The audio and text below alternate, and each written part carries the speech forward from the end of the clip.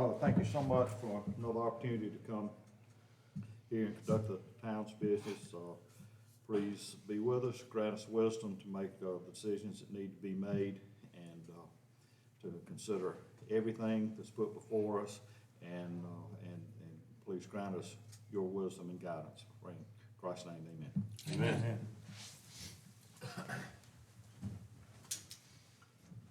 I pledge Allegiance to the flag of the United States of America and to the republic for which it stands, one nation, under God, indivisible, with liberty and justice for all.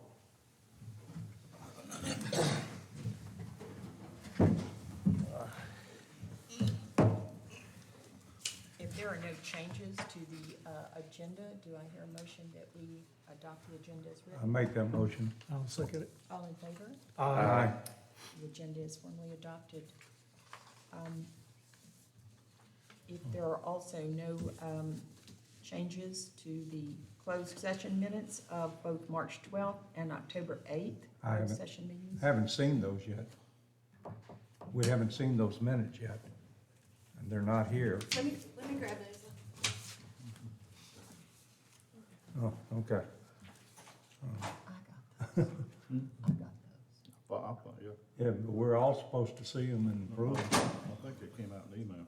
I believe they Uh, came Not out. closed session, I wouldn't think. Yeah. I wouldn't I'm- think closed session came out in email. I didn't see them. I haven't seen them, Okay. I could have missed them. Yeah, Yeah, there they are. yeah, we're supposed to initial each copy of the initial. So, Thank you.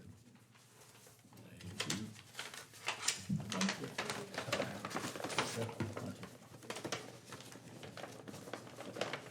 You want to maybe do these at the end of the meeting? Let's do that.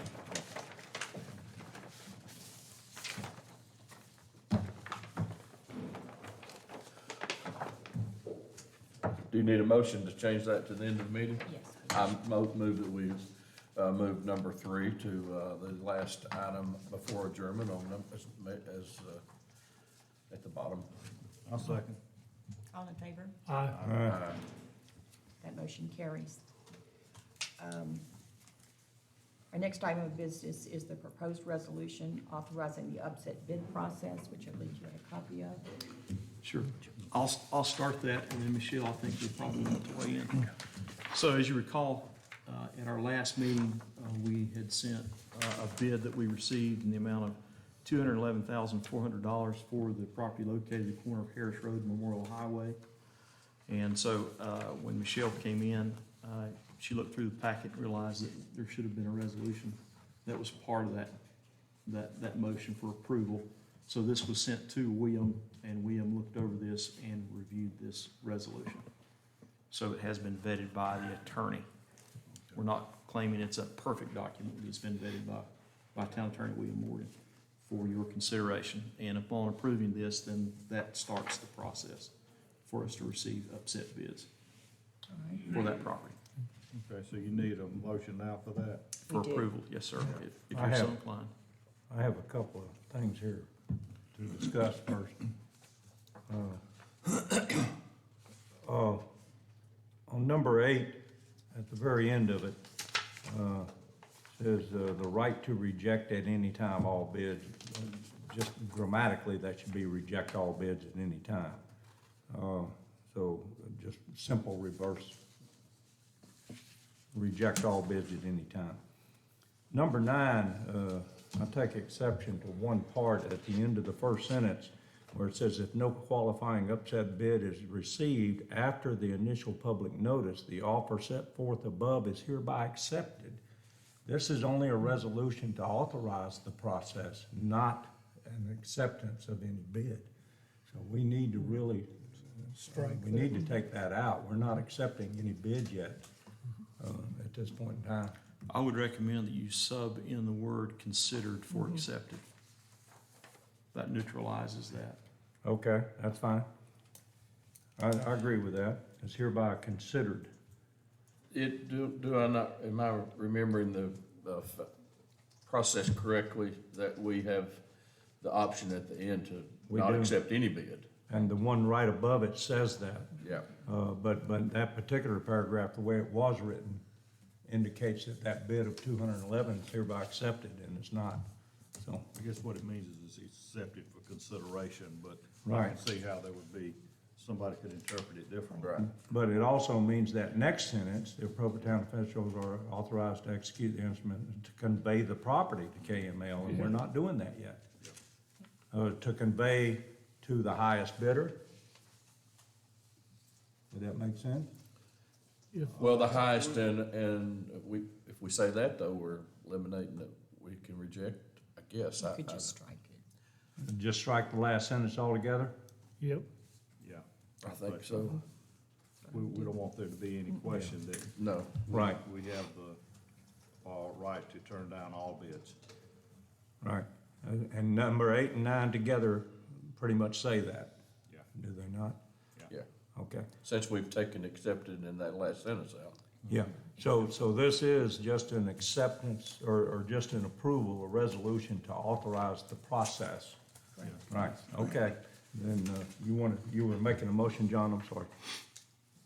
Okay, I'll make a motion that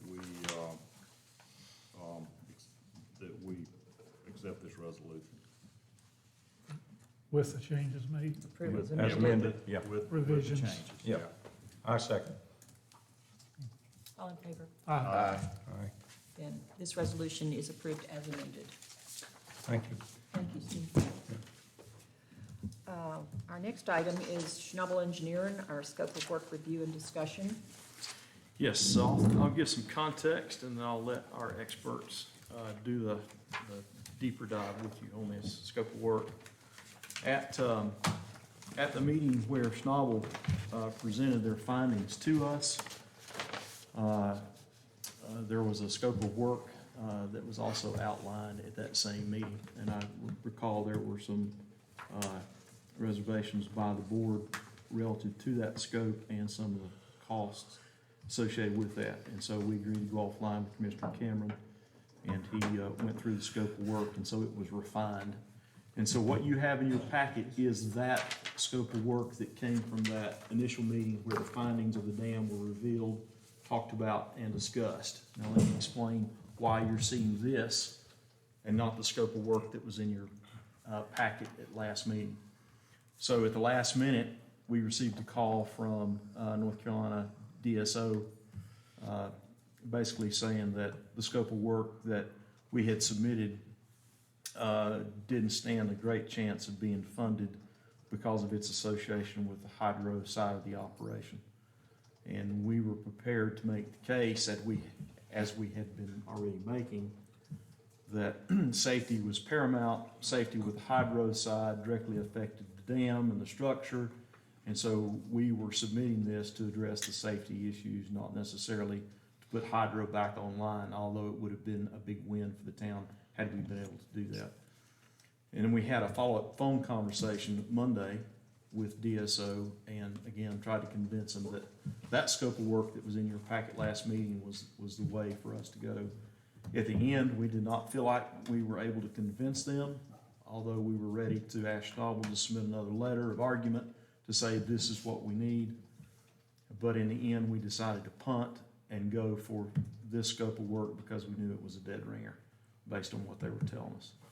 So bottom line is the scope you're looking at right now is the scope you've already looked at. It's been vetted. That's right. So Commissioner Cameron has looked over this, and Schnabel did reduce the cost. We tweaked that scope much earlier, and so we're resurrecting this one because this one will qualify for that grant.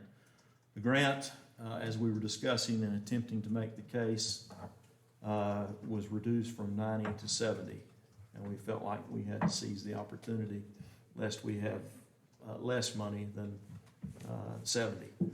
And so we have an award letter for $70,000 to go towards this, which means we would need to pick up the remaining cost, which would be the 68 and change. We do not have a budget amendment before you today, but we did want to discuss this scope of work with you and Schnabel to make sure that we're doing the right thing. And then our next meeting, our next council meeting, we'll ask Sam to draft the budget amendment if council so pleases. So that's kind of where we are. and be glad then to let Schnabel kind of go through this with you and see where we are. Was there a question?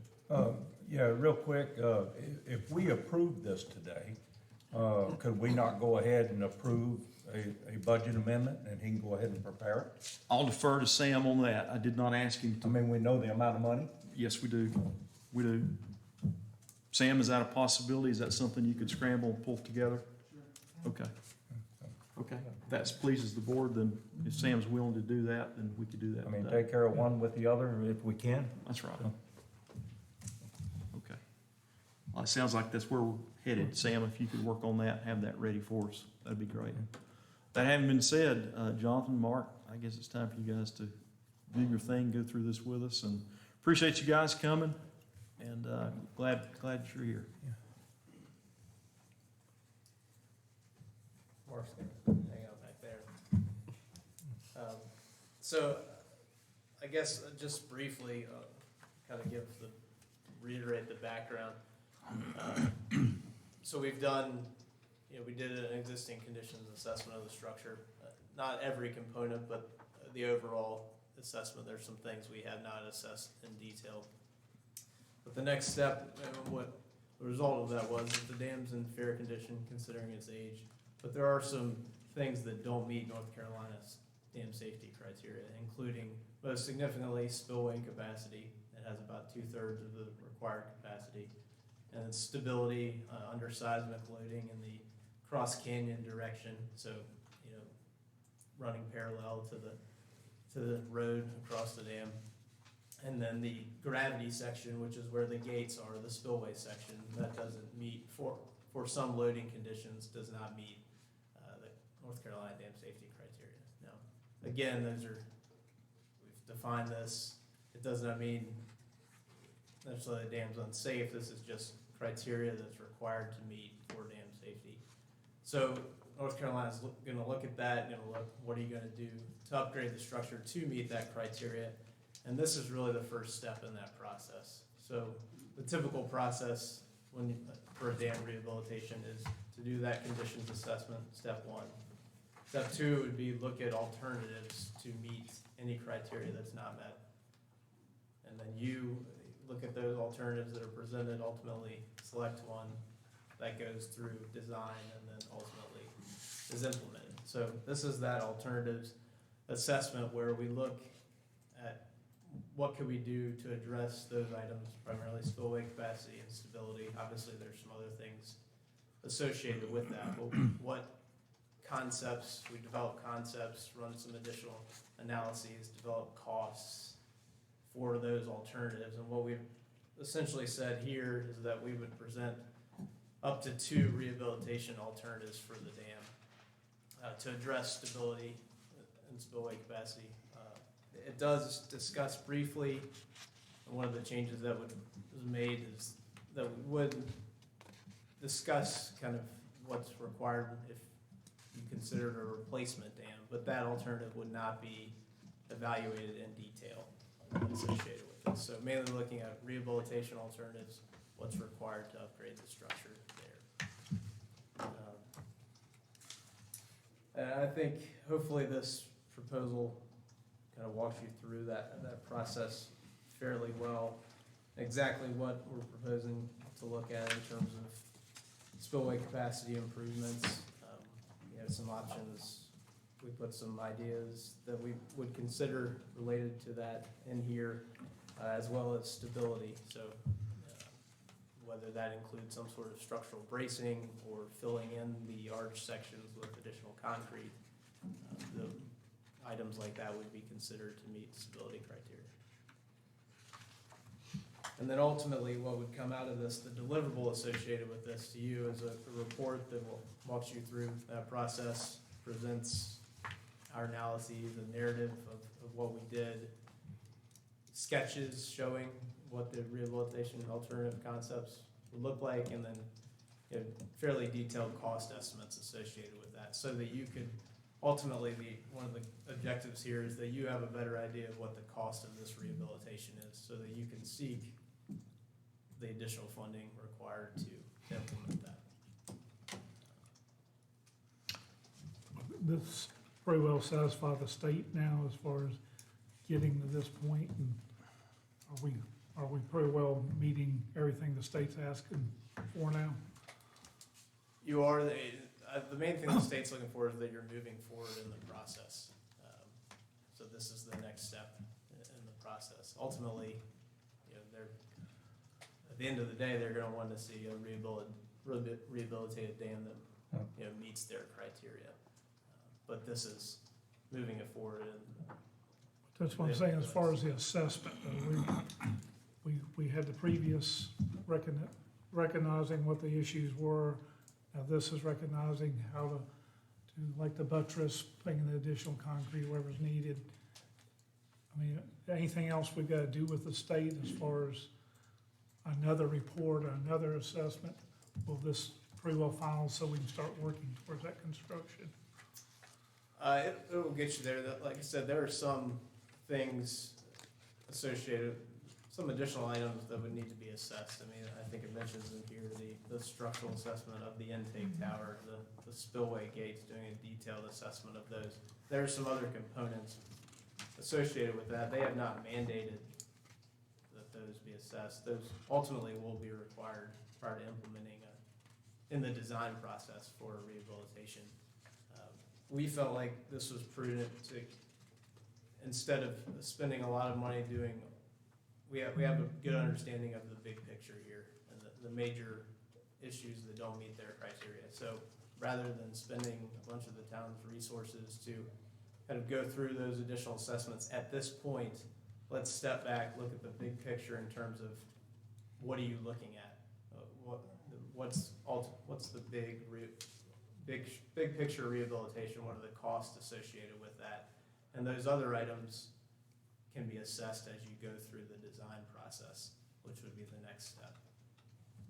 Didn't we have something that had like 5 steps at one time that you'd put together that kind of listed those other things as we progress down the road? Yeah, in one of the workshops, I put together a slide, and I can send it to you if you don't have it, but it kind of shows the steps in that process, kind of a rough idea of what the schedule might be associated with the implementation of those steps. Yeah, that was in the June 28th packet that we had when we did the budget, if you still have that packet. Yeah, I remember. Yeah. Right, but I'm just trying to Yeah. get through the assessments and say, okay, now we can start Yeah. designing for construction and get it moving. I don't want to see a moving target. We get all this assessed and then, oh, by the way, we need to do another assessment and another. I'd like to be able to get this package of assessments done so we can get to construction and know what our costs are going to be. So that's all I'm saying. I want to see an end to this loop somewhere. Well, Yeah. one thing when we go through this alternative too, is we're gonna provide kind of a cost of life expectancy for the given alternative. Because you're gonna be spending a certain amount of money for one versus the other, and then the life expectancy of those as well. So, you'll be looking at kind of a long-term, projection of if you're putting money into the hydro plant, is it Yep. matching the lifespan of the dam rehab? So, trying to consider all those together. Got it. And almost, this really is something that needed to be done really before we do the massive assessment of the hydro. If we get hydro back up and running again, I mean, that's, because we need to sync those two up. What we put into hydro long-term and what we put into the structure long-term, they need to be in sync. I like to think positive, we will get the hydro back up and running. Well, I'm the same way. I'm sitting here looking I at understand. three basic items that you're looking at. And as far as what need to be done long-term so far, like the spillway and the gravity load on that, and then the cross bracing. So those seem to be the biggest ticket items, and so it's not a big list, and it's not a hard list, you know, to come up with something else.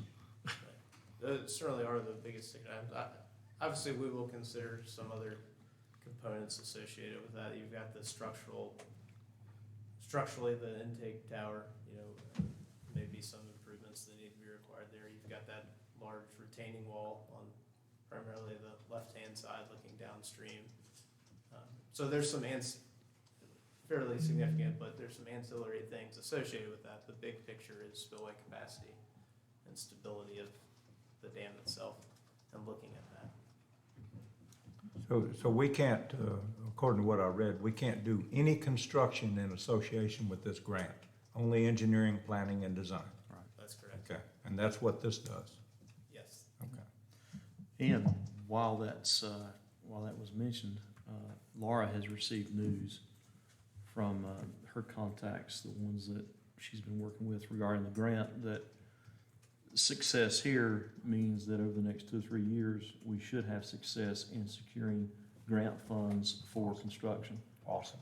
So this is kind of like a first step of us getting review and approval from the state and feds, and then grant monies for construction to follow this initial application. And that's why we wanted this application to be a success, because they kept saying, hey, following this is going to be monies for construction. So that's why one of the reasons we just decided to go with this scope rather than the other one that we were taking a chance on. Yeah, I mean, of course, I hate to spend any money, but I'm okay with this. And I like that outlook, because, I mean, that's something we can really use and need, are those grants, so. Absolutely. But I'm okay with this. And I'm okay with the budget amendment for the $68,980 that it would incur, so. You wanna make a motion? Okay, I'll make a motion that we adopt task order number 3, proposal as presented from Schnabel Engineering in the amount of $138,980, $70,000 of it to be paid by grant, the remaining $68,980 to be paid by budget amendment. Second, I'll, Go ahead, Bob. I'll second. all in favor? Aye.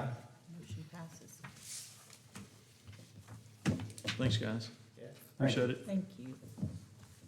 Looking forward to continue working with you.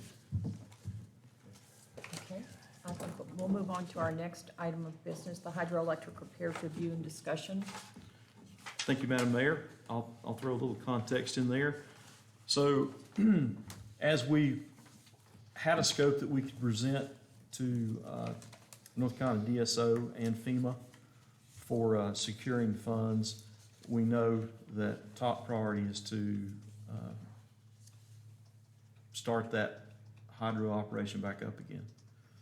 And so we had started down that road with Schnabel, but again, didn't look like we were going to secure the funds, or it's going to be risky for us to continue pursuing a grant for some of this work. So we have a fairly good handle on the hoist issue, the penstock issue, and the butterfly valve issue. And so what I've asked Kurt Wright to do, our engineer, to then tee up and start working on securing bids for hoist replacement. So we have some of that already in progress. We've already received one bid a while back. That's how much we knew to put in the budget for the hoist replacement. So that was approved by you guys, and those funds were approved for replacing the hoist. And recently, Commissioner Cameron started a process to secure another bid for that, and so we've been working with that vendor on a hoist too. I think Commissioner Moore happened to have a conversation with those folks too. So just by chance, I think he happened to sit next to him at a ball game. So how fortuitous. And so that we've asked Kurt to get in there and help us get that organized, and let's see if we can move that forward. Because by replacing the hoist and closing the can, we immediately resolve the safety issue with the penstock, and then that buys us time. And that also is what's important for us to restart operations at the hydro. So there's 2 issues that get resolved by replacing the hoist. That having been said, we've asked Kurt to come and give us a briefing on those 3 issues. So Kurt's going to do that for us this morning. Okay, I'll make some preliminary statements and then would rather you ask questions. So, and also I want to start my comments by saying I'm responding, my perspective in my role is to respond to the wishes of the council. I'm to serve at your pleasure. So I have an agreement, just to review, I have an agreement. There's a lump sum agreement for the fiscal year for what we call Article 1 services. That's spelled out, essentially attending meetings, reading reports, and making comments as you asked me to do that. Also, there's an Article 2. And Article 2 is very simple. It just says anything else you want me to do. Here's my rates. It's pretty much it. As we're moving along this trajectory, I submitted the Penstock preliminary risk assessment. That stirred up some questions, to which you asked me, can SDG help with the hydro part relative to safety? So this would be the drum gate, considered a gate valve on a pipe. The drum gate closes off water. That sits at the top of the intake tower, which is over 100 feet long. So that's like probably look like, if you were to stand up there looking at it empty, it would be looking like down a rifle barrel. Helps that we've got this to kind of. That's correct, yes. And then from the bottom of the intake structure, which I haven't seen the drawing, so I don't know exactly what that looks like. Essentially, the penstock conceptually starts there and gets that water from the intake tower to your turbines to generate the electricity. But the way that dam safety, and this was a question that was asked of me, so I called George Eller.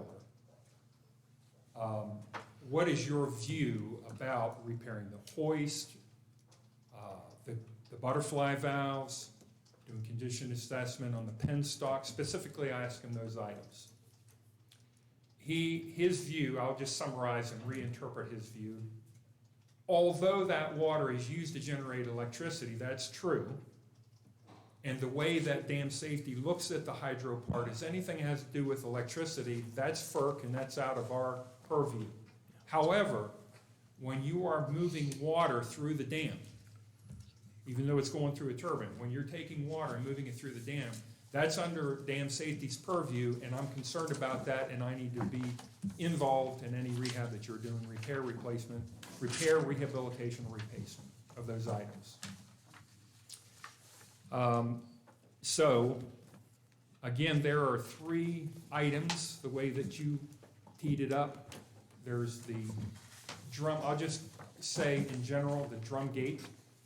So that includes the hoist, it includes the cables, it includes the cylindrical drum itself, the rubber seal at the bottom, that's important.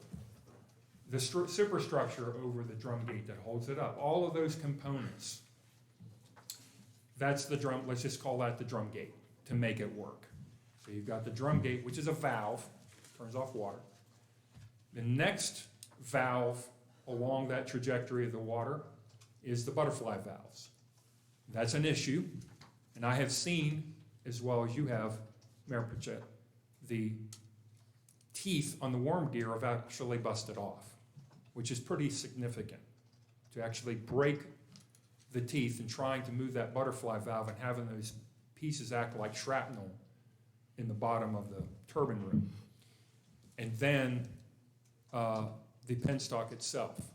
Now, once you get into valving off water, so to speak, using the wicket gates, that gets into the electronic component, because now you're actually on the turbine itself. Does that make sense? Okay. Kurt, Yes. do you have one of these? I've seen it. There's one right there, Okay. because I'm gonna ask you something over on the table there by the door. So that butterfly valve, is shown there. It's one.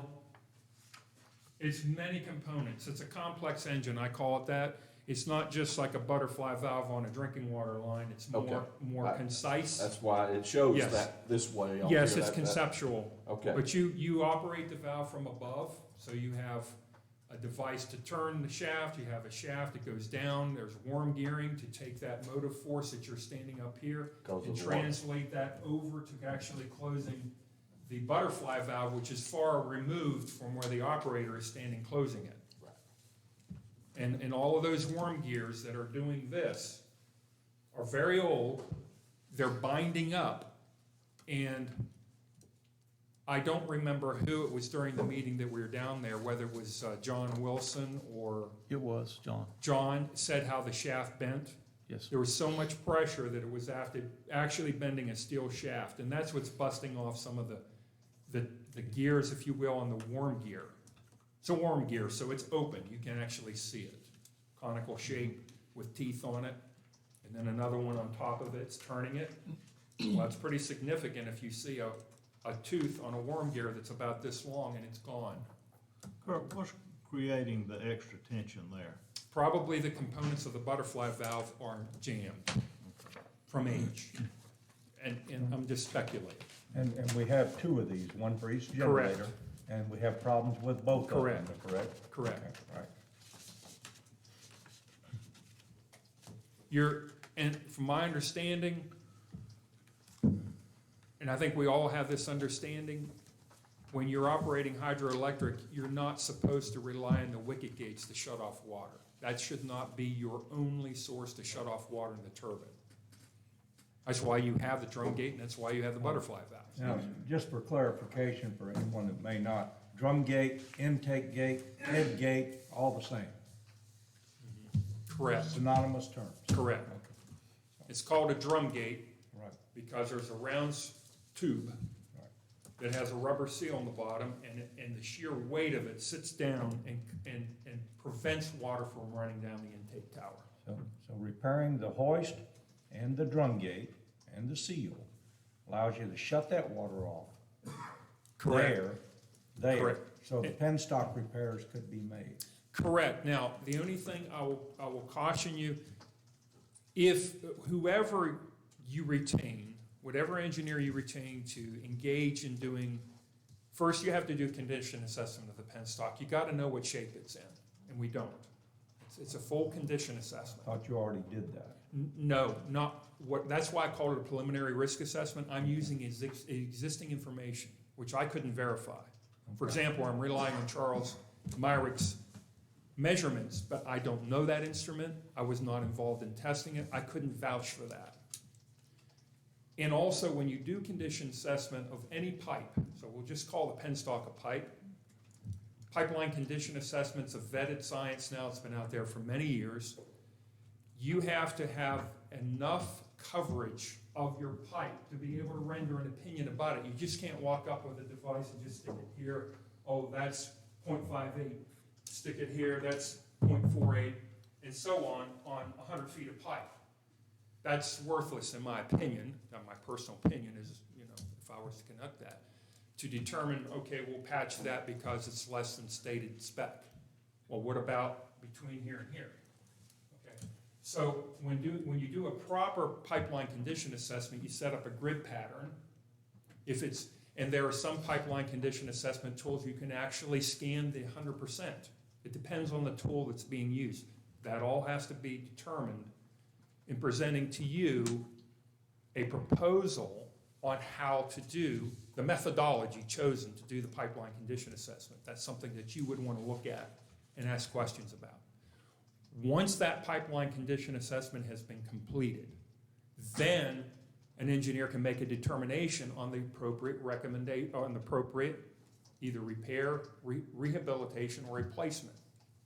And as I mentioned to you, just to give you an idea, I'm not saying or declaring this is the way it's going to be, but let's just run a hypothetical and say that you've appropriately set up a grid pattern to feel that you've covered 100% of the area of the penstock, the pipe, and you have found that a segment, say maybe back against the wall, just picking this out of the air, you understand that. It's purely hypothetical. Where it's 10 foot plus diameter, 20 feet, just a 20-foot section in that area, the pipe wall thickness is below spec. Now you can make a decision on how to remediate that. Does that make sense?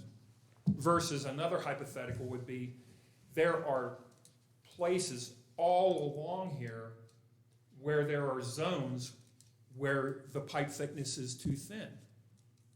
Right? So you have many places along a 100-foot length that are jeopardized. Now you have to ask the question, do you want to put patches all over this thing? Maybe not. Maybe you want to do another type of rehabilitation where, for example, I mentioned it before, you build a pipe within a pipe. So all of that has to be determined based on pipeline condition assessment. Yes, sir. So looking at this drawing. Yes, sir. I'm putting a lot of confidence in this drawing here. Picture's worth 1,000 words for me. Is that penstock, that pipe, is that totally encapsulated in the concrete? Or- No, it's I not. see where it shows there's water above it. Yes, it does. What it is, so it's 10-foot diameter, so the tip of my hand is 7 feet. So it's 10 feet in diameter, right? It's up to the wall, right?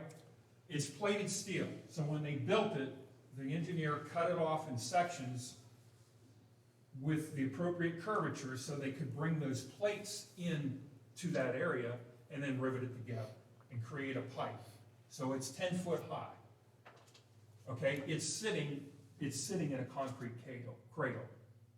But the above part of it is exposed steel that you can So see. if you go down there in the powerhouse, which we all have, you can actually see the only half the pipe. Yes, Because well, the bottom- 3/4 pretty Yeah, much. It's 3/4, not, yeah. I don't think it's up to the spring line. Right. It's sitting in a cradle, concrete. And that goes all the way back through the concrete and makes the turn. I haven't seen the drawings, perhaps Jonathan can comment on that, but I have not seen what happens from the wall of the dam to the intake tower. Is that all plated steel as well?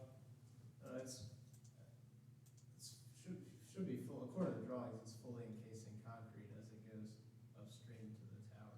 So Okay. The only exposed steel is what you see. In the turbine in the ring? powerhouse. Okay, all right. So And that's, enclosed all the way up to the intake valve. Makes the turn and goes up to the bottom of the drum. Correct, Okay. it's all, that whole system is encased in concrete all the way. Does it make a 90-degree turn like its drawing depicts, or is it sloping? It's I- a 90-degree elbow. Okay, base of the- okay, not a sharp 90 like this depicts, okay. thanks. Okay. Thank you. and I have not seen that, so I'm relying on their information, which I'm sure is accurate. Okay. Gotcha. So you mentioned something, Madam Mayor, if I may, Kurt, I think you may need to explain. So when you did your risk assessment, you were using the best information available at that time. And as you said, the instrument that was used, you weren't familiar with it.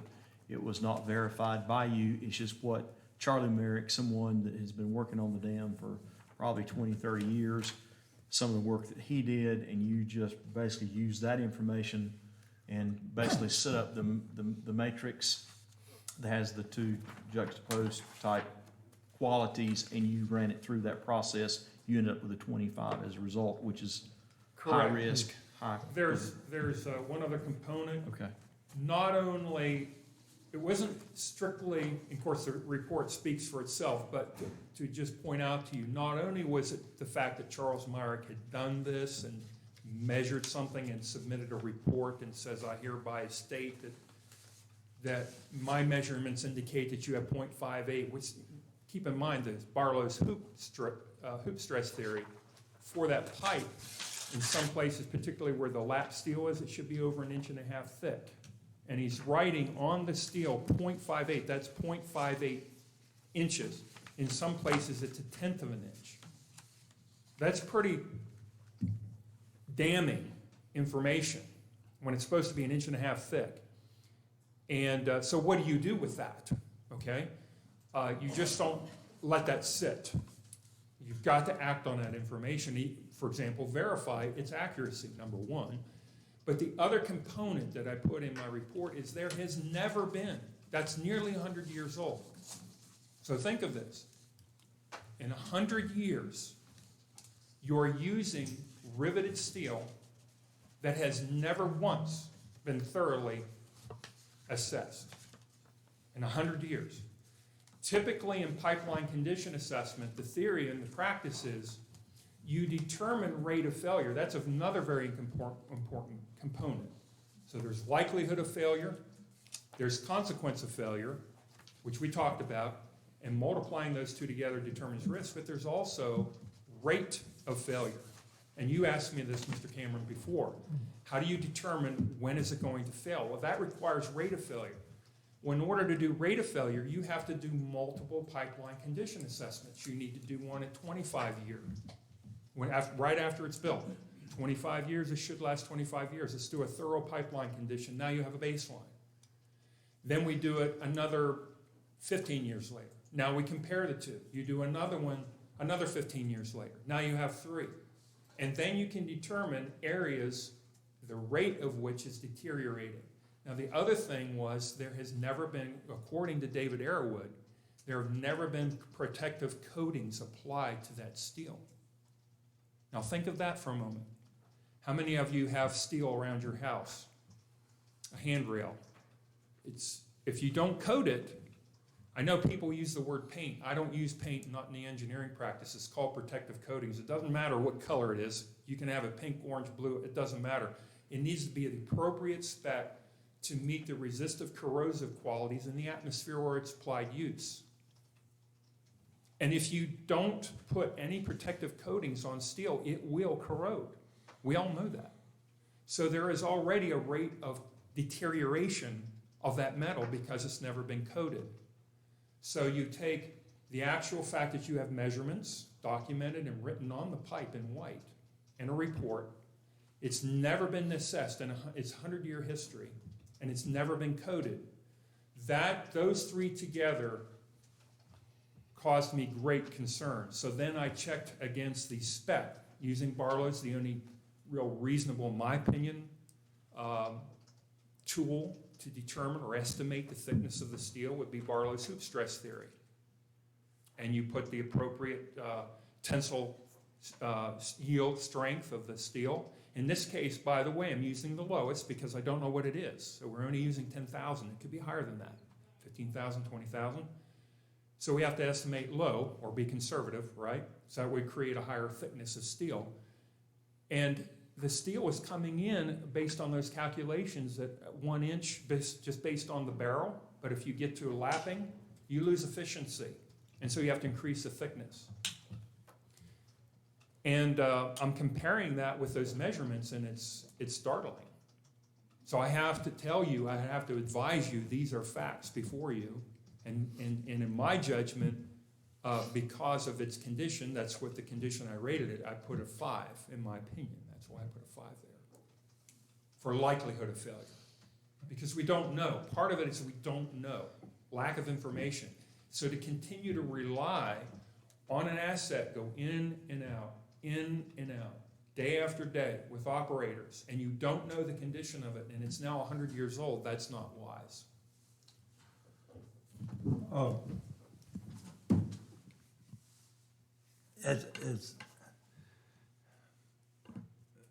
Can you enumerate what we need in the way of documents or studies or whatever to repair the hoist, the drum gate, and the seal? Okay.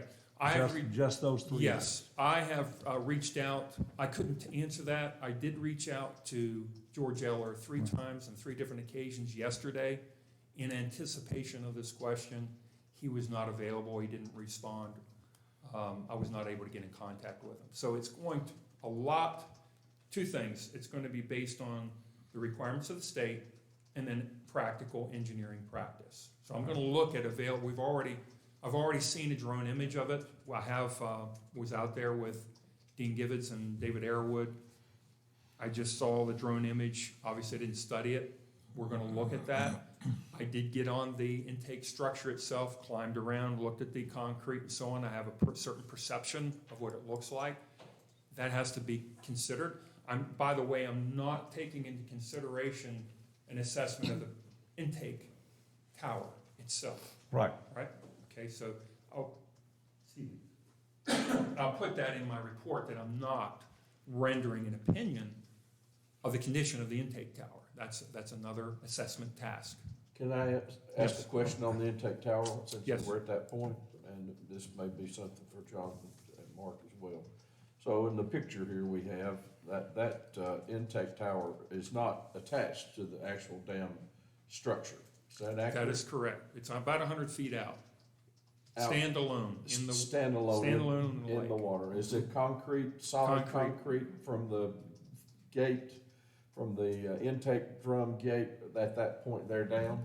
That I can't answer. I have to refer to Schnabel because I haven't seen the drawings yet. I'm trying to get the drawings. I haven't seen them. Is it concrete? I would assume it's concrete all the way down. It's concrete all the way down, and then when the penstock makes that soft 90, that's encased in concrete. It's actually bulked up a bit there, and then that concrete encasement runs through the dam into the powerhouse. So while the intake tower itself is not structurally connected to the dam, the encasement that It is. connects the dam to the tower, it's all interconnected. When the assessment was done, when the divers did the face of the dam, did they look at that at all?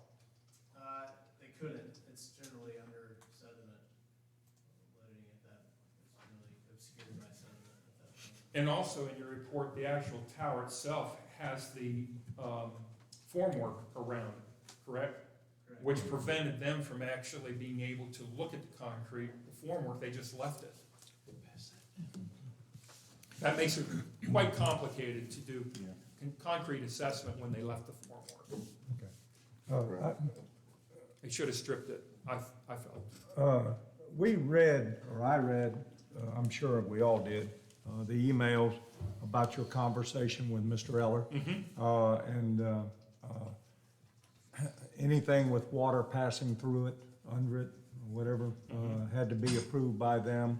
We could actually replace the hoist without necessarily their further approval on safety, but with the intake gate, drum gate, would definitely have to be. I believe the hoist probably, George Eller would want to see a plan for the hoist. Well. What his got it. requirements are, I'm not Yeah, sure, okay. right?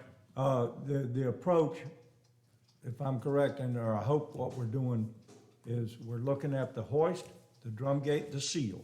Correct. Those three items in the name of safety, so we can shut the water off that flows through the penstock That's correct, and I Okay. would also look at the cables, for the the gate, clevis, for the gate, the right? pulley system. Right, There's a lot of rusting because as it rains, water collects in that area, and it's hard to coat that area, so there's a lot of rusting pulled around that area.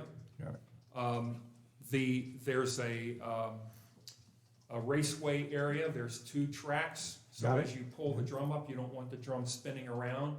So the Understand. 3 superstructures have runners on it to keep it in place. All of that needs to be checked.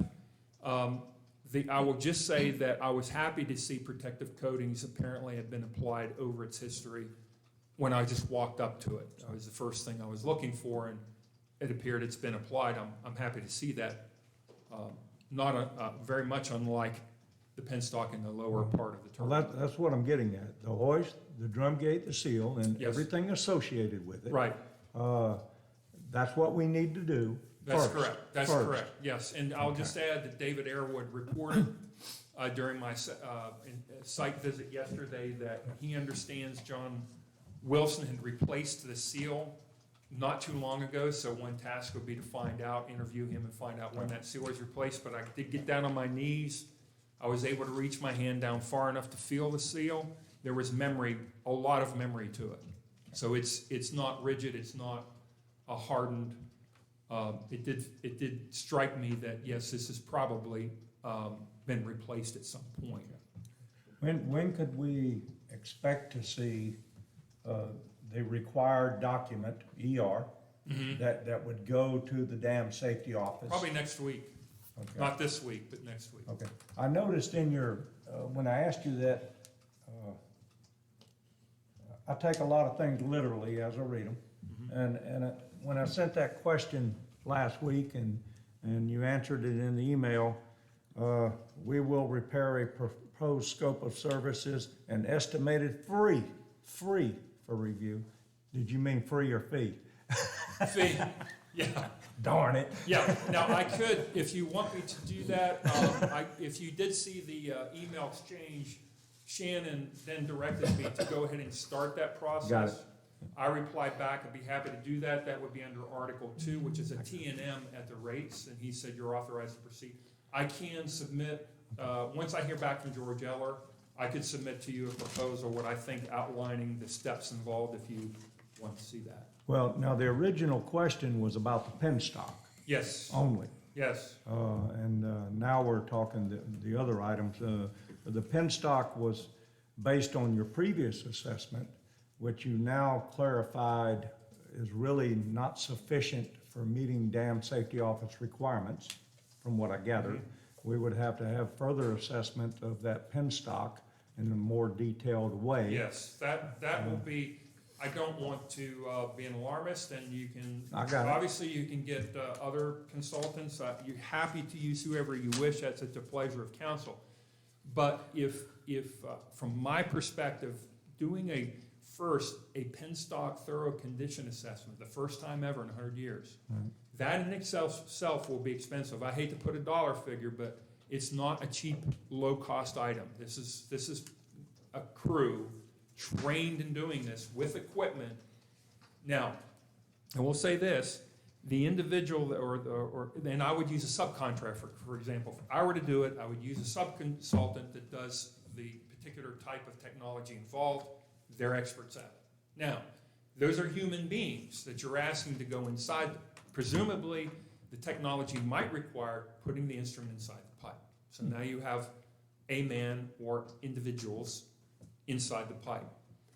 Those individuals will have an opinion as to whether they want to stand in a 10-foot diameter penstock with only the drum gate between them and certain depth.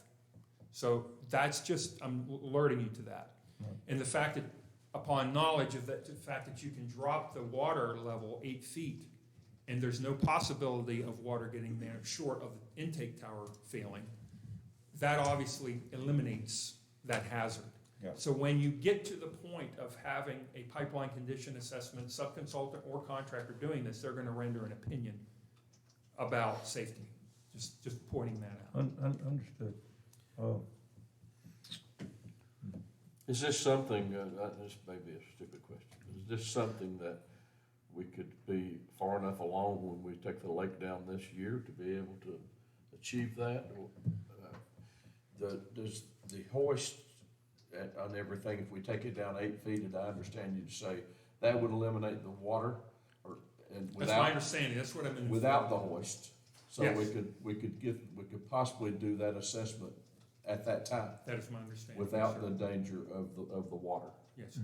Now, the only thing that I caution you on, you're asking your crew to come in and mobilize in cold weather. Time is of the essence as far as getting your sub that you want, your preferred service provider to do the condition assessment, because although October may seem to us to be December 1 may seem to be a long way away, as far as lining up crews and preparing to do the work, that's a short period of time. It's just like Bob Cameron's emergency call for service. Yeah. Yeah.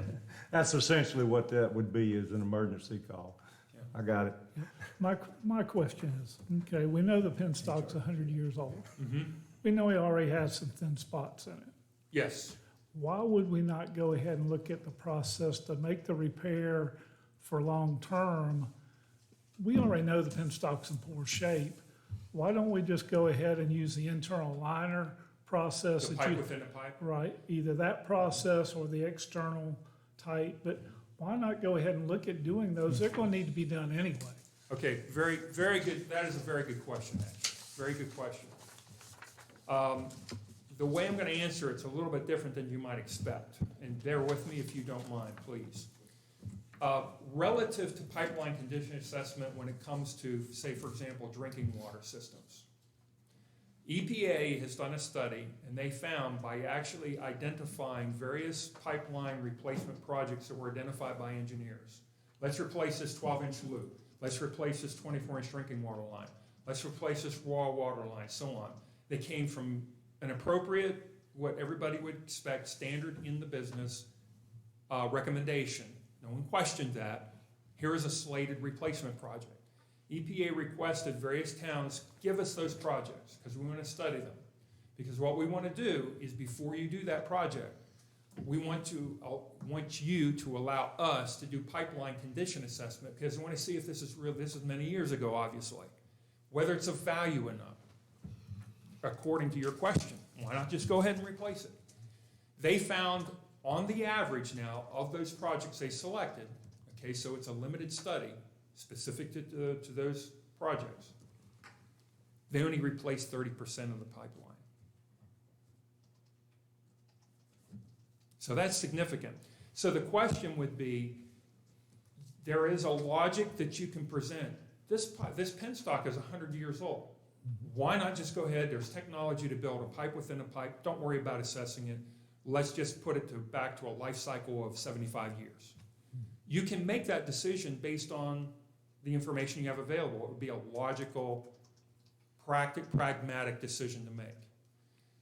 The other side of that coin is there's no promise that pipeline condition assessment will save you money. That's the kicker, right? You do pipeline condition assessment. It essentially is the way I look at it, it's doing due diligence. So somebody asks you, why did you go ahead and do this task? You say, because we did a condition assessment and this is the information upon which we based that decision. It's doing due diligence.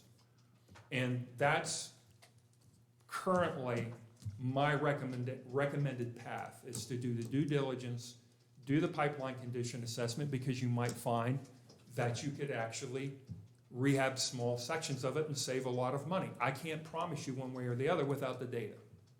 Just Rehabbing small sections is what has been happening with the steel plates and all in the. That's true, in the expected thin areas. When you did your assessment, did you find any real, well, I hate to say errors, or any differences in Merrick's work? I know you didn't really use his, but you knew he had done it. I couldn't render any opinion on Merrick's work. I saw the unit. I asked him to show me the unit, took photographs of it. I was intending at some point to follow up and call the manufacturer and have a dialogue with them about the use of, what's the proper use of this tool and instrument, and mention to them that it had been used in this fashion as an appropriate methodology, but I did not do that because I ended up choosing to do the preliminary, that's why I call it preliminary, condition assessment under Article 1. So essentially I was doing it on my own time. So I limited the amount of effort. Got it. But my thinking is, we're spending all this money to rehab the dam and bracing. We're playing for the long haul here. Mhm. We already know we have thin spots. We know conditions of concrete versus steel. It enhances that corrosion process because of the concrete and the steel. That protective coating only lasts so long. Mhm. We're 100 years. If I was a betting man, 99%, we're gonna have to use either an internal liner or we're gonna have to do something else, but a similar type process. I just feel this assessment money is just like taking it and throwing it out that door. And that's my opinion, because we're here for the long haul. We're not here for another 20, 30 years. We're here for another 100 years. Why not go ahead and take that money and start replacing or putting that liner into that pipe? And I'm sorry, that's the way I am. I've got I understand. 50 plus the years of perspective. industrial construction myself. Mhm. And that's the way we've always done, anything that we've replaced, we've gone ahead and said, yeah, it's marginal. We know there's an issue here somewhere, this is thin or this, let's put it in here for the long haul. We don't need any more assessment. We need to go ahead and let's do it, because we're not temporary patching anything. We're doing it here for another 50, 75 years. And Well, I think we have to decide how much we're gonna spend on the structure before we know whether we're here for 50 or 75 years. We- You see what I'm saying? I'm saying that's another component, I think, of it. Just- Well, the structure we're gonna do, the state, we're committed as a community to keep this dam going. We've got the engineers, we're already paying for assessments to go ahead and get the construction needs identified. So we're not Is- patching that. Isn't part of the process, though, to determine if it's gonna cost more to repair the generating part of the dam than the revenues will justify? So an option is, although we hate to think about it, but an option, if the costs are gonna be astronomical, we might want to, it might be prudent just to shut down the electrical operation. Nobody wants to do that, but that's a question that we have to consider. And one other thing I think we need to keep in mind, Kurt, is when we do these repairs, if we have to lower the lake 8 feet, that almost has to be done in January and February. It has to be in the wintertime, because the money that would be lost during the summer season to businesses and people and use around the lake, I'm sure would exceed the, any extra cost incurred because we were doing it in cold weather. So I think Bob has a good question here. If we were to consider maybe, okay, we're bringing the lake down anyway this year. What if we go ahead and bring it down to 8 feet so that to eliminate the danger of doing work behind an old drum gate? What kind of cost would we be looking at to go in and do some kind of insert in that pipe or interior wrapping that we know would take care of it? And maybe we could skip over the assessment step, not so much for, it's for timing more than anything else. Just All right. You follow me? I do, and my response to you would be this: I believe that in following your question, I'm thinking of this suggestion that I could go to one of the technologies. There's Quake Wrap and carbon fiber wrap, but there's others. But I could, I did have a dialogue with both, a representative of both. So right now, just out of random, probably because I might be able to reach him more readily than the other one, would be the Quake Wrap. But I'm not, by virtue of giving you information about Quake Wrap, I'm not making a decision that's the best one. You're just trying to give us some. I'm trying to give you some information, some order of magnitude costs. Disclaimer noted. So what I could do is express to that representative that the council may wish to just bypass doing condition assessment and authorize a contractor or service provider just to go ahead and put the pipe within a pipe concept.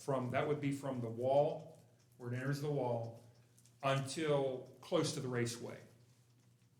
And can you give me an idea, assuming that you could start sometime in December? You're gonna start drawing Well, down the December? lake starts coming down December 1st, and Takes a while to get to the it 8 takes, feet. a while, especially if you're looking at 8 feet. Mhm. I would say probably January 1 maybe, or No, you can go down faster than that. You'll be Yeah. down 2 weeks. 2 weeks. So I just Well, could give then it you're in- mid-December. you're in the If you had holidays. mid-December to the end of, or say mid-February, mid-December, mid-February, Yeah. I could say, could you do that in that time frame? Because I don't know, Mhm. and actually get a price range. I probably could get a price range from him, Yeah. because he's doing it sight unseen. That'd be great. Okay? Oh. I think I can do that. I will make every attempt to do that for you. Good. And as soon as I find the information out, I'll email it to Shannon. Appreciate that. Now, so we're headed down that path, okay? So that being said, what, the butterfly valve and that there, what are we looking at there if to, Well, because before we would be ready to go ahead with the interior wrap, we would need to know like the butterfly valve and Yes. the rest of it, so that we could determine Yes. an estimate on the total cost. You- So let me, Uh, may I throw something out there too, Kurt? So right now, we have a mechanical process where we turn a wheel up top, it transfers through a shaft down into the gears that Kurt described earlier. And so what we don't have currently is an emergency shutoff associated with the butterfly valves or any of that.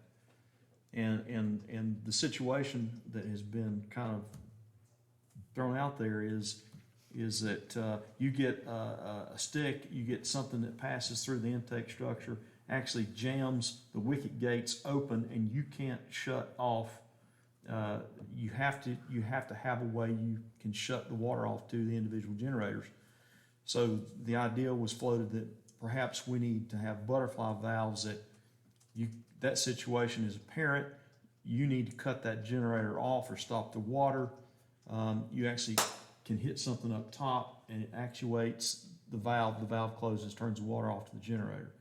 So right now it's mechanical, but if we go to that system, which is kind of like for emergency shut-off, that's gonna be a different, technology than what we have down there right now. And So- presumably, now, when it comes to the butterfly valves, this is based on no study of the butterfly valves other than seeing them. I would lean more towards replacing them than doing any kind of assessment on rehab of those butterfly valves. I think they have completed their service life and they are totally, Are they the original? that's my understanding. That's what I've been told, That's my understanding too. yes. Okay.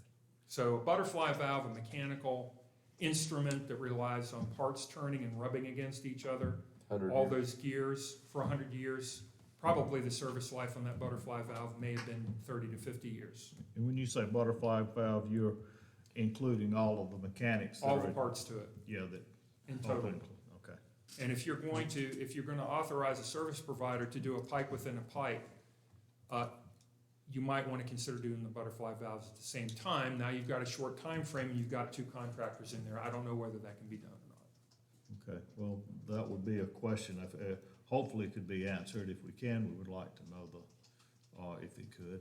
Okay, I could reach out to a contractor, just to have that contractor render an opinion of how long it would take that contractor to put a butterfly valve in. I'm not gonna pretty much design it for them or spec the new methodology. I'm just the physical nature of getting in here and getting that butterfly valve out and putting a new one in. What kind of time frame we looking at? Give me a price range, a ballpark price range, So order of magnitude. this question, is this route something DEQ will give us their good graces? I'll be communicating with George Eller on that. I'm sure essentially what you are doing is maintaining your assets. So I can't imagine Dam Safety balking at the town maintaining their asset. You're following protocol as far as getting information to them to get it permitted as to what you're doing.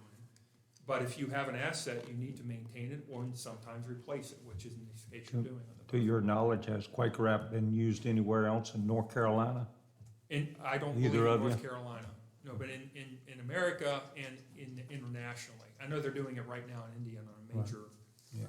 penstock in India that's dwarfs what you have. Well, what is the valve that David Arrowwood was gonna replace this winter when we dropped the lake? What valve is that? Sewer. Okay. So, and Sewer. so that's still gonna happen, and we were gonna go down to 6 feet there. Yes. So if we had to go 8 or even a little more, like we did a couple years ago, right now, we're currently scheduled to start bringing the lake back up to full pond on February the 10th. If we had to delay that, the impact, the major commercial impact would be to the rowing teams that I'm aware of. I don't know if there's other major or considered major commercial impact aside from that. It may impact tours. I don't know. Well, I guess you do tours when the water's up. So with the water being down longer, it would impact tours, which also impacts the town and the concession fees. And of course, without the tours, that would impact the local economy. When do the tours start back? Question. Usually somewhere between mid to late March. Yeah. And so usually by the first of April, we're back up and running. It was Easter weekend a couple years ago, March 31st, Right. and they were back up for that. So it goes always by Easter, and that kind of, shifts all over the calendar. So. If we had to delay bringing the lake back up, I mean, that is an option, and it's something we should consider if necessary. And that would depend upon the response you get from the contractors, I would assume, on whether or not they could do it within this time frame. And whether 2 contractors doing totally 2 different types of work can get along and not get in each other's way within that short period of time. That's another issue. Well, one other thing to keep in mind is this work is gonna have to be done at some point anyway. If you're going to put the powerhouse back into operation, yes, sir. Right, and what about the butterfly Oh, yes, Yes. right, if we're Oh, gonna yes. put the powerhouse back in operation. So, you know, now's as good a time as any. And it's gonna, you know, it's gonna have an impact whenever it happens. And, it would be horrible if it had to happen in the summer season. There is another option. I'm sorry. Yeah, we could, I think if we had to, we would just have to keep it open longer. That's the, you know, the severity of what we're looking at here. Well, I guess my point was though, if we were gonna delay it a lot longer because we weren't able to schedule the work soon enough, why would we need to drop it December 1st? Why not just move the whole thing? right. Oh, So that the lake were not lowered for as long a period. I mean, yeah, we have the capability of shifting that, though it will impact homeowners that are already doing permits and planning. But we could also, another option would be, if they said, well, look, we need 3 full months and we've only got 75 days planned, we could drop it even a little sooner. The impact there commercially is not gonna be any greater or less than the impact on the other end. That's assuming they can be ready that quick. Right. Yes, and I believe all those are hypotheticals, so Right. you'll need information back from Right. me to be able to proceed with your Right, discussions okay. on that. well, Kurt, can you let us know as soon as you know something? Yes, And if we need to, we'll have a special meeting or workshop to make a decision. yes.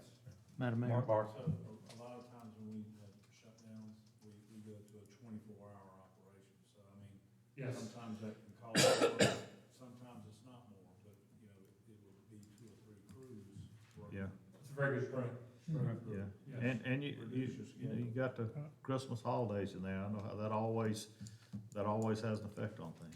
As contractors, we've worked Christmas Day many times and Oh, Thanksgiving Day. I've seen you. Seriously, we do this. Sign him up. I've been there before, I can do Yeah, it. yeah, Just yeah. a couple Holidays things, mean nothing to me. Madam Mayor, if I may, I want to throw out. This technology, but as a matter of fact, you can correct me, but once you get started, I don't know if you're gonna stop anything. That's Yeah. correct, that's correct, right, Right. right. Some of these procedures, you have materials at hand, the temperature's right, Yeah. you set up a condition and environment to actually put those materials in and have it set up.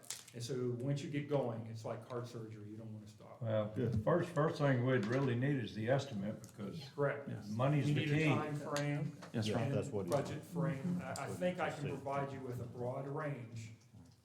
Now, they're gonna be hesitant to give me pricing unless I said just give me a broad range. Uh-huh. They may do that for me, and I hope they do. Tell them to keep that broad range as narrow as they can. Couple things. Because the key decision we have to make is a go, no-go. Yes, that's Yeah. correct. I mean, you would presumably, and I don't want to, I'm only just throwing ideas out there, but the cost for, the other thing that you don't have, the piece of, or the part of this recipe that you don't have, the ginger, if you will, or the cinnamon, is the assessment of the intake tower. So if you're looking at a no-go situation, from the top of the hoist to where the water hits the turbine, you wanna know if you're gonna put the dam itself back into a 100-year service life according to their recommendations, or their recommended alternative for the dam as it currently exists. You're looking for a long-term, and they're gonna give you a life cycle.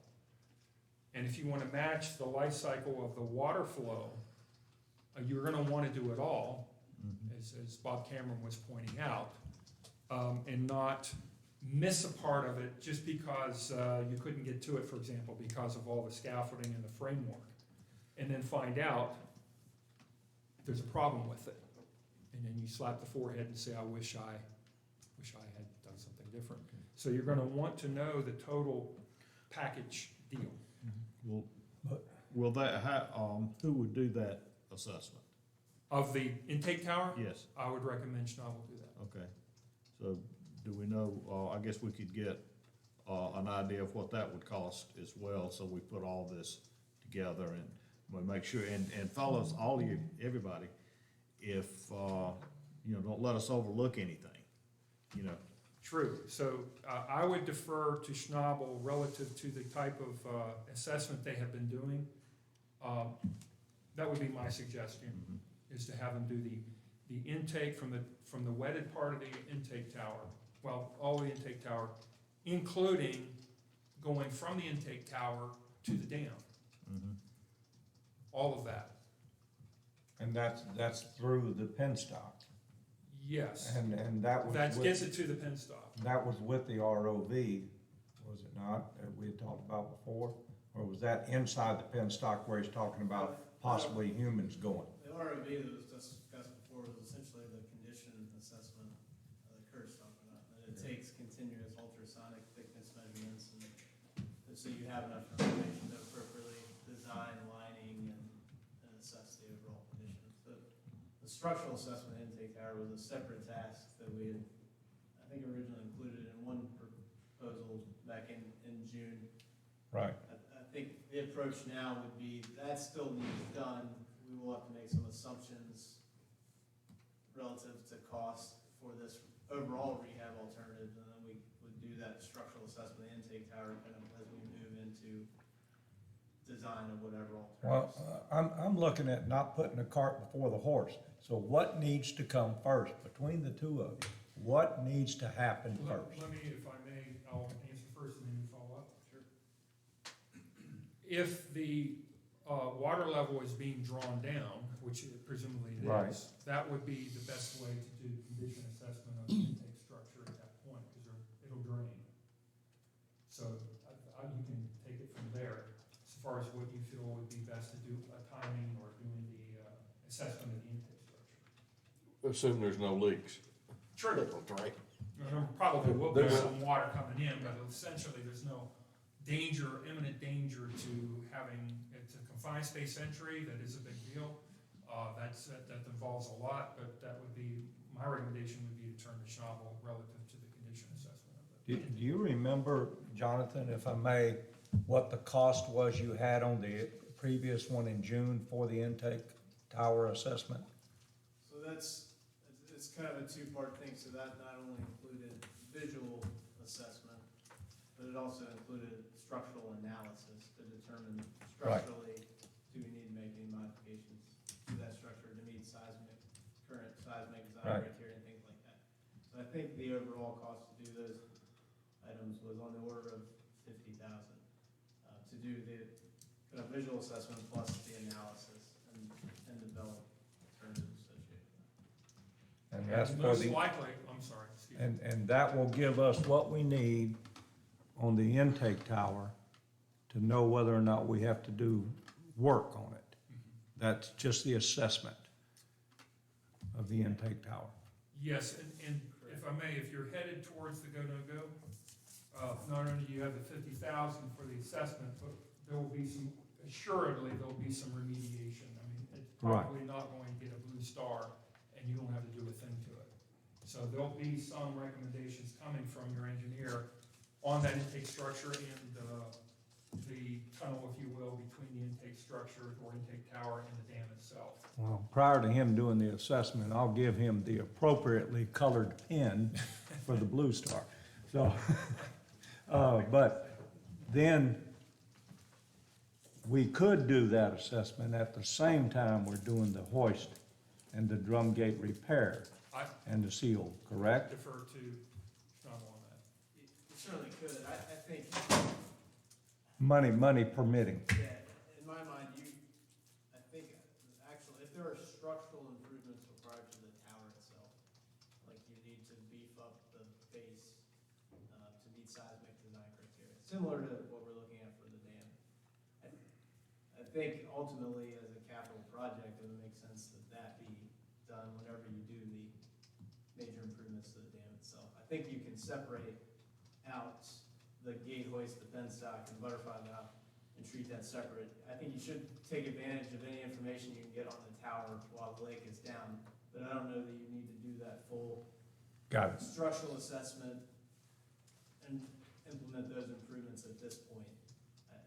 Unless you see something that is, Obviously. Right. obviously you Yeah. lower the water and you see something that obviously Yeah. needs repaired. I would agree with that. Oh, Until we know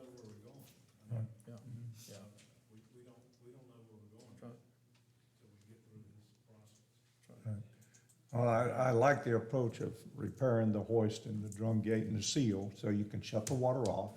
And while it's down is a good time. And the assessment would make sense to do it then, but only if we had the money available. Now, we set aside $360 for the hoist replacement. And that didn't include necessarily the drum gate in that money, did it? I don't recall that, and the seal, or the other associated items you addressed a while ago, along with that drum gate. So we don't know what kind of money we're talking there. That was only the $360 for the hoist, which, as far as I understand, is pretty high. And the actual hoist replacement shouldn't cost anywhere near that total. So it's possible that even if there were additional improvements needed to the pulley system, the cables, et cetera, that could still be done within the 360, Right. if you actually get a bid. Yeah. So we'll see, we'll cross that bridge when we get Well, there. the obvious key is shutting off the water flow. I know when it's drained down to 8 feet, we could assess the butterfly valves at that time because the water's not there, it's not flowing. Yes. So that's one good opportunity to assess a butterfly valve. But replacing the hoist and fixing the drum gate and the seal will shut the water off, so we could also assess the butterfly valves. But to me, that's the objective we need to meet, is shutting that water off to where they can be assessed and done what is necessary. But at the same time, we need to get something fixed.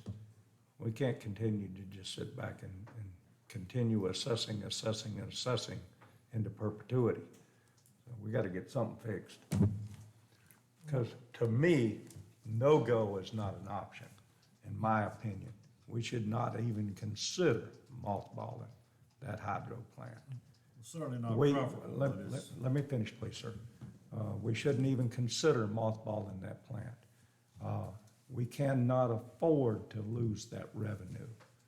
And yes, it's gonna cost us money, but look what we've already spent. We've already spent over $1 million on a small generator, which is not back in operation yet. We now have problems with a large generator, which I'm not even familiar yet with all the problems with the large generator, but I understand it has problems, and I understand that the butterfly valves need to be replaced on both, which we've been talking about. But I think the approach is to assess and repair and get us back online as soon as possible, not mothball, my opinion. I agree that that's a preferable course, but there's a number there somewhere that if it exceeds that number, the debt service exceeds what the revenue would be from electricity. So there is a no-go point. We hope that's not where we go, but it's something that we have to evaluate. We can't make a decision to, what we're gonna do until we have a good idea of what the cost is, and, hopefully, prayerfully, it will be something that will make sense, that can be serviced by the debt can be serviced by the income that we get from the electricity that's generated. And we think we've got a new seal there already, so the seal part's done. And if you were going to mothball, it's just like I've said before, a lot of this up to a butterfly valve would have to be done anyway, even to mothball it, to make it safe for acceptance. So you're going to go through that butterfly valve back if you wanted to mothball it. So you're already there, so you've got to Well, spend that. You know, all that information, you know, works together for us to, Right. and we just don't have enough to make a No, I decision understand, now. I'm So just saying. I think we've got a good, plan for getting the information together that we need, and, hopefully we'll have it soon and we can nail this down. So here's a couple other things for us to, on the business side, and I'm not ready to make a case one way or another, but last time I checked, according to Sam, we had right at, is $800,000+ in savings from what we generated at the hydro plant. And you see very quickly, we're going to start chewing into that $800,000 that we have in savings. We have overhead. We have employees down there that we're paying. We've moved some of those so that they're doing work in other departments, so we're getting the value out of that. But 360 just for the hoist. If your penstock comes back at, who knows what that'll be? I'm not an engineer. If that comes back at $3 million or $2 million or 1.5 million, I don't know. That's money we don't have. It's going to have to come from somewhere. It's going to have to be borrowed. Well, you need to add up the cost to see what it is it's going to take to put this thing back in operation and measure that against our potential revenue. Every month that it's down, that's a loss of $50,000 a month. But I don't know until we know what the total costs are, so we can take a look at costs versus potential revenues as to where this thing will shake out. My hunch is that we probably can squeak by and continue, but we don't know that until we get these numbers back and get an accurate assessment. We're going to have to borrow money to redo this dam, and we're probably not going to be able to pay the debt service from what we generate down there at the dam, especially if we're having to spend $500,000 a year or $300,000 a year to dredge this lake. That's been coming from what we generate down there. So assessing all this together is why we've asked W.R. Martin to come in here and help us understand this. But these pieces are going to feed into that model so that we can understand total what the costs are and our ability to pay and where that money is coming from. Right now, it's been everything in a silo, and we haven't been able to get our arms around all of it, so we know what total costs are, what our total revenues are, and where we're going to get the money. While we're assessing the expense side, you know, the last couple of years, we've had a lot of rain, but it hasn't always been that way. It won't always be that way going forward. How far could we go back so that we get a good average of what our income we could expect going forward? And if we have to borrow money, whoever we borrow money from is gonna wanna know that anyway. So I'd say, you know, however far we can, let's go back and look at what we've generated over the years, so we can, you know, have a kind of a baseline on the income side as well. Along that line, Let me get a word in edgewise if I can. We're way down the facts, evidence, and logic road here, okay? And I think one thing we need to, if we've not already done that, is today, let Kurt do this, or if we need Snobble involved to get us a timeline as quick as we can get a timeline put together of where we've got to be when. I know that all depends on how quickly vendors will respond and things like that, but let's kind of put together a game plan to get this ball rolling down the hill. I think that's very important that we I think the facts are there. The logic, we're just getting into the logic part of it now. The evidence, obviously, we've got that. So. I think one last thing I'll throw out is for us to just kind of recognize that our conversation about the dam has changed significantly since we've had engineers doing the assessments. What we've learned about that operation, our awareness, and we're starting to realize that it is a sophisticated operation, especially for a town of 1,200, but that we're starting to bring expertise to the table to help us understand how to make that place run as well as we can operate it. And without the experts helping us, we don't necessarily have the knowledge to make ourselves better. We're having to have people come in, like Schnabel and Kurt, to help us get things back in order so we can move forward. And without that expertise, it's really not just one part at a time. It's looking at the bigger picture, understanding how this thing operates and how we need to make good decisions about moving forward into the future. So just want to recognize and express appreciation to you guys and to Kurt for being here to help us understand what we've got to do to get better. Is there anything Snobble had, Mark, you or Jonathan, to add to what this discussion? I think Dave DiOrio wanted to. David, you had something? Yeah, I can add something. So I've been working with, by the way, Dave DiOrio, 145 Neighborly Drive. As you know, I'm a nuclear engineer and I'm an operator. So I think just to take 2 minutes to talk about the complete safety picture of the plant. You've taken a look at the integrity of the water flow. That's paramount, right? That's the first order of business. But there are other things that I've looked at with Charlie to make sure that when we fix that, everything is in place. And if I just give me 2 minutes to explain those things, I'll give you a little bit of comfort. First of all, on the valves, think of that intake gate valve. That's a lake isolation valve. If there's a break in the penstock, it'll prevent the lake from draining into the river. Okay, that's a huge, it's a dam-related safety issue, that intake gate valve. Those butterfly valves, they're generator safety valves, okay?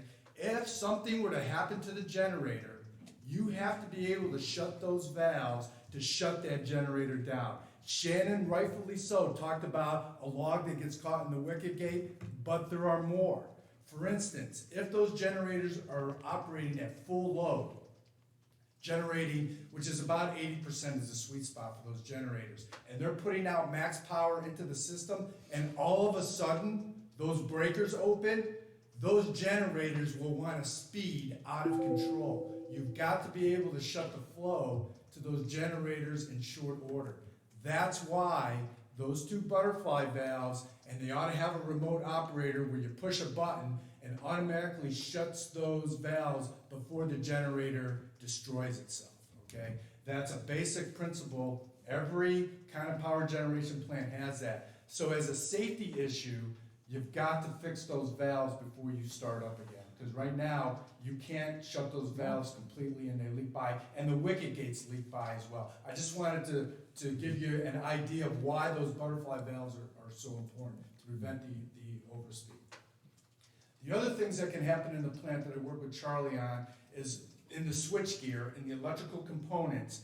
You know, if there's and they're all analog. We're not in the digital world down there, which is okay as long as the stuff is calibrated. They'll work just fine. But you got to make sure that there's no degradation in the switchgear. Justin went in with his infrared gear to take a look at the switchgear, found all normal heat within heat range, normal temperatures within the switchgear. I think we're confident that there are really no problems with the switch. It's antiquated, but there are no problems with the switchgear. That's good news. The last piece are the generators themselves. Good news. Those generators are induction generators. They're inherently safe. Very few moving parts. One thing you've got to do is clean them regularly to prevent a fire in the generator with carbon dust that's in there. There was a fire in the small generator about 20 years ago. I don't know if you knew that, because we weren't doing the cleaning. So you got to do maintenance on those generators. But those brushes are in pretty good shape. What's not in good shape with both generators are the bearings. All right, and we have indicators on the bearings. What happens is those bearings wear out, the runners start to shake like this, and a couple things could happen. Either the bearing fails outright and the generator destroys itself, or creates heat within those bearings, which will start the carbon on fire. Both of them not very good. Those bearings need regular maintenance. About every 2 or 3 years, you should be changing out the bearings no matter what, how often you've been running them. And the large generator needs brand new bearings. That's about really a 2 to 3 week job. That's not a 3-month job. But all that has to be done, and those generators reset before you can start up again. So with the generators, they'll last another 100 years. I think everyone's in agreement. Even your hydro guy, I think, looked at the generators. Those are inherently safe. They're good generators. They're good for the long haul. That's my opinion. We can have other people take a look at it. But those butterfly valves are absolutely, without them being replaced, I mean, if you look at them and they're mechanically sound on the inside, maybe you could put an actuator on the outside, but I think the general feeling right now is we have to take a look at those butterfly valves, and before we start up, we should replace those butterfly valves, or else we won't be able to protect the generators. Yeah. Okay. But no matter, like Commissioner Moore was talking about, no matter what the status of the hydro plant, you've got to ensure the integrity of the penstock and the intake gate valve, no matter what you do with it, because it's a dam safety issue, not a generator safety. So you're gonna have to ensure the integrity of those pieces, no matter what you do. Even if you made the hydro plant a museum, those two pieces, so that's what, confirming what you're thinking, Right. those have to be done first. Everything from the generator back has to be fixed. Absolutely, no matter what you do. Right, either way. Either way, no Yeah. matter what you do. But, so my message is, the good news is, if you take care of the integrity of the waterway path, the other things are in pretty good, we wanna upgrade them over time, but they're in pretty good shape to start up again. Yeah. Do we have all the direction we need? Shannon, do you need anything from us? Did we recognize that Mr. Diorio created our No, I didn't know that. graph? He sure did. He didn't sign his artistic work. Good job.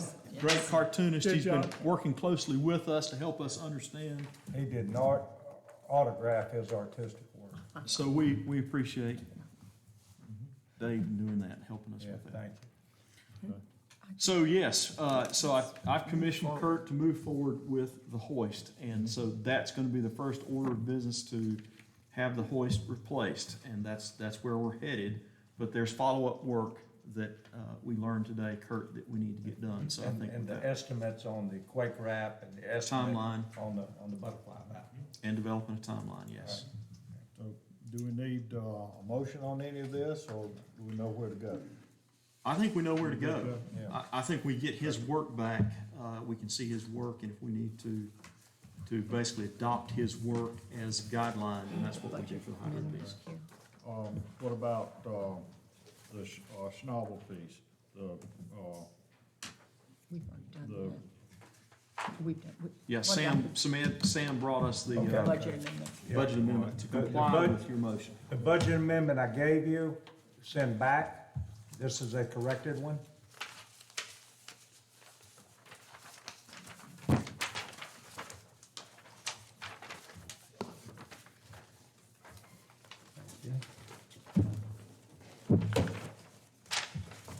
That them? I was gonna tear them all up. This is the correct one. No, this is the correct one. 7068. Okay. I got one already. Yeah. Yeah, that first line account number should be 70 and the second line account number is 68. Right. Yep. That's the correct one. And Sam, we already approved that. So,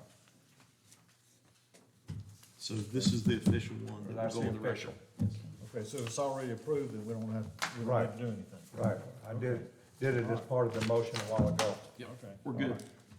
Thank you very much. Now, all we got left are the closed session minutes, which I still haven't had a chance to review. Why don't we just wait till the Right. next meeting? We don't have to do this today. Let's postpone We'll have that, to turn 'cause it back into Michelle. we will, but nobody has time to read them right now Right. to any purpose. Not unless you want to take a break, your call. Let's just do do it them next next time. meeting. They can wait till the next meeting. With that, I'll make the motion, we adjourn. Okay, I'll second. All in favor? Aye. Our meeting is adjourned. If you want to do these quickly, you might as well Get some work done now. do them. I mean, Good, I think we're close.